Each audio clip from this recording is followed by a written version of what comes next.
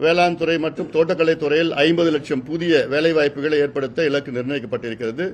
அதே போன்று தமிழ்நாட்டின் இன்னைக்கு முக்கிய பிரச்சனை மதுவும் கஞ்சா போன்ற போதைப் பொருட்கள் தான். இன்னைக்கு தமிழ்நாட்டில் பெண்களுக்கு பாதுகாப்பு கிடையாது. அதுக்கு ஒரு முக்கிய காரணமே வீதி வீதியாக கஞ்சா உள்ளிட்ட போதைப் பொருட்களை நகரத்தில் மட்டுமல்ல ஒவ்வொரு கிராமத்திலும் விற்றுக் கொண்டிருக்கின்றார்கள். அதை விற்பதற்கு ஒரு சூழலை உருவாக்கியிருக்கின்றார் முதலமைச்சர் ஸ்டாலின் அவர்களும் திமுகவும். இது எவ்வளோ நாங்க போராட்டம் செய்து ஆர்ப்பாட்டம் செய்து எத்தனையோ பிரச்சனைகளை கொண்டு வந்தோம். இன்னைக்கு வரைக்கும் நடவடிக்கை இல்லை.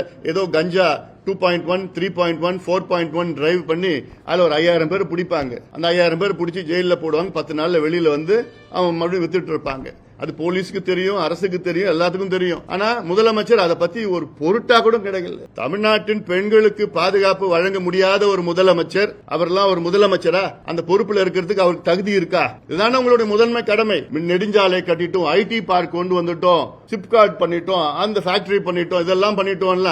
உங்க பெண்களுக்கு உங்களால பாதுகாப்பு வழங்க முடியலன்னா எதுக்கு உங்களுக்கு அந்த பொறுப்பு, எதுக்கு உங்களுக்கு பதவி? இந்தியாவிலே அதிக பெண்களுக்கு பாதுகாப்பு இல்லாத மாநிலம் தமிழ்நாடு, அதிக பெண்கள் பாதிக்கப்படுகின்ற மாநிலம் தமிழ்நாடு. அது காரணம் என்னன்னா 4700 டாஸ்மாக் கடைகள் ஒரு பக்கம், 1500 மணமகிழ் மன்றங்கள் ஒரு பக்கம், 25,000 சந்து கடைகள். அந்த சந்து கடைகள் 24 மணி நேரமும் மதுவை வித்துட்டு இருக்காங்க, டாஸ்மார்க் வித்துட்டு இருக்காங்க. டாஸ்மார்க்ல மட்டும் 1,80,000 கோடி ஊழல். பாதி கணக்குல பாதி கணக்கு இல்ல, பாதி வரி ஏய்ப்பு, எவ்வளவு பிரச்சனைகள் இருக்கு. இதுதான் காரணமே.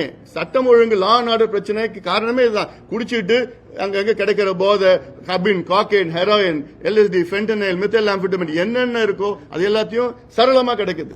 போலீஸ்க்கு தெரியாம யாரும் விற்கிறது கிடையாது, தெரிஞ்சுதான் விற்கிறாங்க.